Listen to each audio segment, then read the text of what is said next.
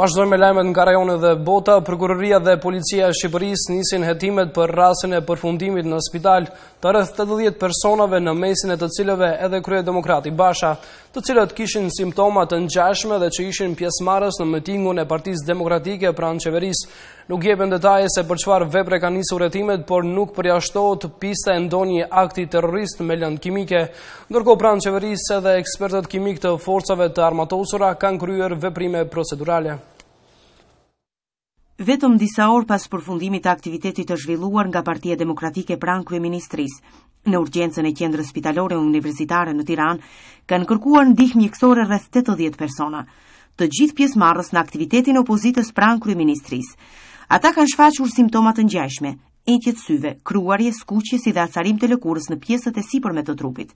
Të ndodhur në këto kushte, policia ka rrethuar për disa orë bulevardin Dëshmorët e Kombit për të bërë kthyrjen e vendit ku është organizuar aktiviteti i PD-s.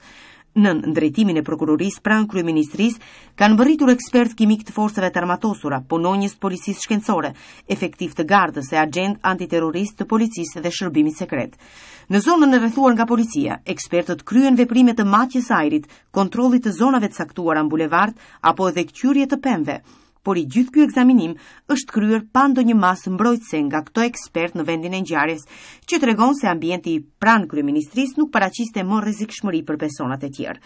Por edhe pas ekzaminimeve të ndryshme të kryer për disa orë, si Ministria e Mbrojtjes, Policia e Shtetit, Prokuroria apo Garda, nuk kanë nxjerrë një konkluzion se çfarë lëndë kimike është hedhur pranë vendit ku po organizohej aktiviteti i opozitës, që çoi rreth 80 persona në spital.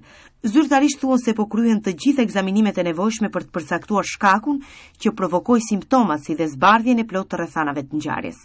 Por nga të gjithë përfaqësuesit e institucioneve që ndodheshin në vendin e ngjarjes, nuk u tregua se për çfarë vepre penale po kryen të gjitha këto veprime hetimore.